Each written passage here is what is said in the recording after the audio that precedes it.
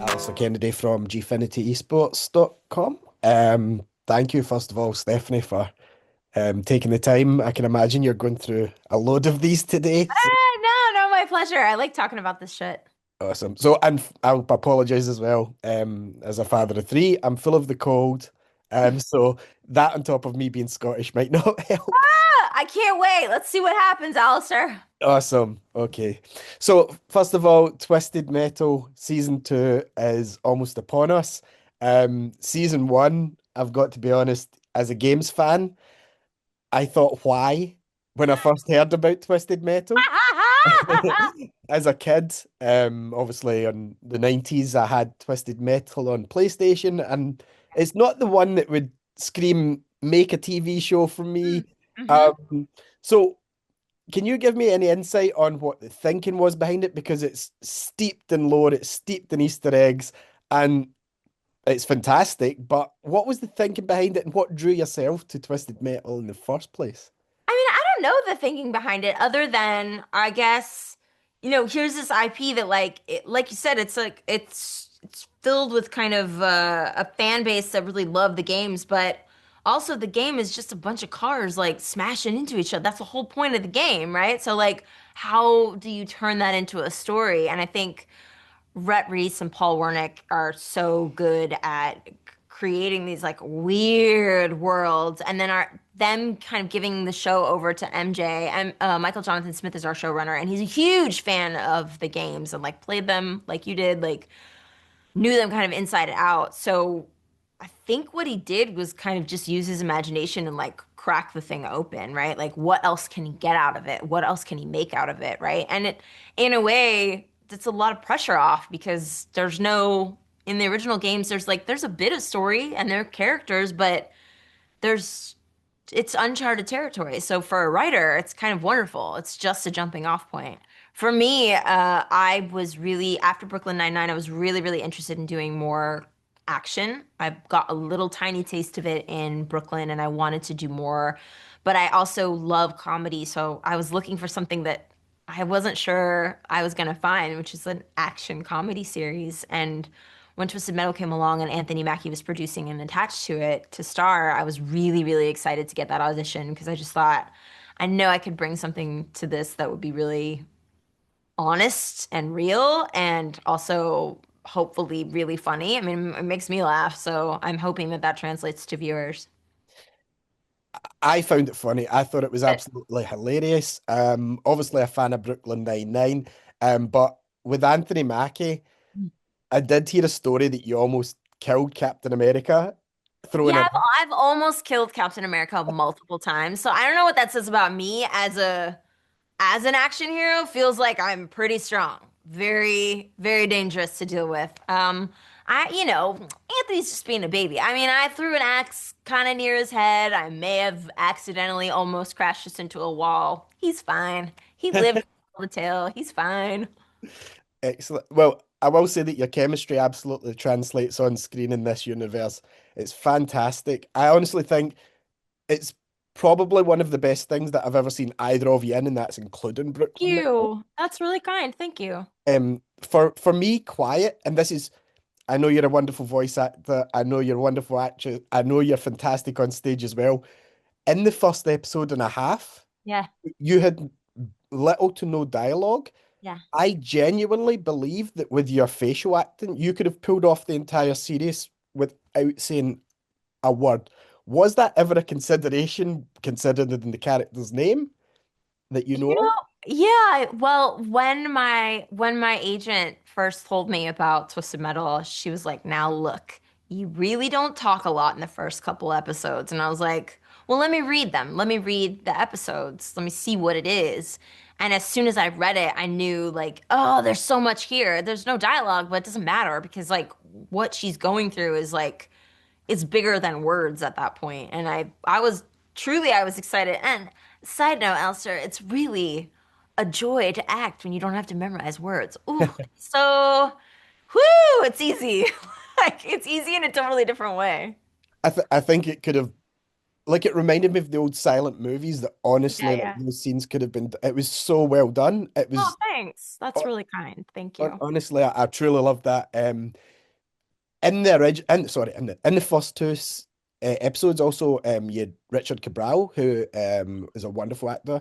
I loved him, and as he was Coco in Mayans. For Yeah. those that are familiar with that show, um, he did appear back as hallucinations and flashbacks, and you may not be allowed to spoil much, but is there a chance of us seeing some more of him in season two? There's a lot of family element in season two. I think without spoiling anything, I don't think that we've seen the last of that character, particularly if the series kind of goes on. But in season two, I think the family focus is much more on John and Dollface. Dollface played by Tiana Okoye. And I think that that is going to be kind of it's kind of brilliant. Like the parallel of Quiet and her brother in season one, and then John and his sister in season two. The stories really they really reflect each other in this really interesting, beautiful way. And I think viewers of the show and fans of the game, they're really smart, and so they're looking for that stuff. Like you guys are looking for how these parallels kind of come into play and what they mean for the character moving forward. Oh, absolutely. After I seen the first season, which I binge watched, and then I made my wife sit and watch through as well. She loved it also, which was great because she was like she'd never heard of the game. Um, the first thing that I thought of was I need to play the game. Do you know? Obviously, this might not be something you would be able to talk about, but say there was a new Twisted Metal. If they made it more narrative and open world, would you be open to voicing Quiet for the Of game? course. Yeah.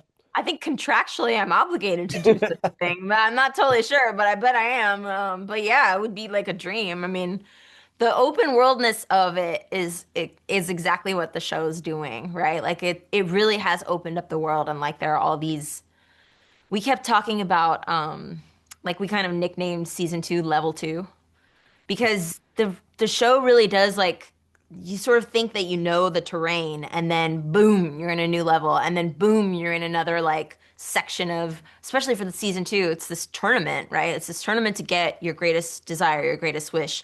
But what does the tournament look like and how does the tournament change from like section to section of the tournament? It's not just going to be like one big ring-a-ding done, right? Because Calypso's not going to let that happen. He's going to manipulate and kind of do his like dastardly, I don't even know what to call it, but he's like a puppet master, right? So like as he puppets us, anytime you think you know you've got his number, he changes everything up. And I think that that would be really interesting to see in like an open world game. Well, I think that's a key on the. I really got that the twisted metal was a play on Calypso's way of granting the wishes, like especially when the wrong flavor of ice cream arrived when John Right? finally showed up. So the other thing that caught me near the end as well, bounces off one of my favorite episodes, was when you were in the pit stop, and you had a fight with Bloody Mary, John's ex, Yeah. and then her picture shows up on the board of contestants. Could we see Quiet and Bloody Mary square off again in the contest this time, or is Quiet going to stay in the milk delivery duties? I mean, I think I can say this. In season 2 you won't see Bloody Mary, but it doesn't mean that like any video game, I mean, does anybody really die? I'm not sure. I don't know, you know? I don't know what the rules are, which is crazy because I'm playing the game. I'm reading the scripts in advance, but Quiet herself doesn't know what the rules are. People, this world is crazy. I mean, to speak on season 1, I thought Chloe did such an amazing job. She's so funny. She made such interesting, bizarre, hilarious choices. And I think that the actors that you're going to see in season 2 are in the same world as that. I mean, people like, Richard Leclerc or like Lisa Gilroy or Anthony Carrigan, who's playing Calypso. I mean, he's absolutely like, he's doing stuff that, yes, you expect, but then suddenly not at all. I mean, he's also just really, really funny, dangerous on screen. So I think in terms of like seeing people, I will say this. In terms of seeing characters, fight each other one on one. There's a lot of that this season. The action doesn't just take place in the cars, it also takes place outside of the cars. I had the bruises to prove it. That sounds great. So we've had our 2 minute warning. So I'm Okay. going to finish up there. And Okay. we got everything we need. I absolutely want to thank you so much for taking the time today. Of course. Um, I also want to thank you for Encanto because my Aw. daughter constantly sings it about the house. Oh, really? How old is she? 7, just on 7. My other one's 1, so she hasn't heard it yet, but your Yeah, voice playing through the speakers in the house is a constant here. that's really nice. Well, tell her I said hello. Tell her I said Mirabelle said hi. Oh, I definitely will. But Stephanie, I hope your day goes in easy and you enjoy Comic Con at the weekend. Thank you, Alistair. Thank you. Nice to meet you.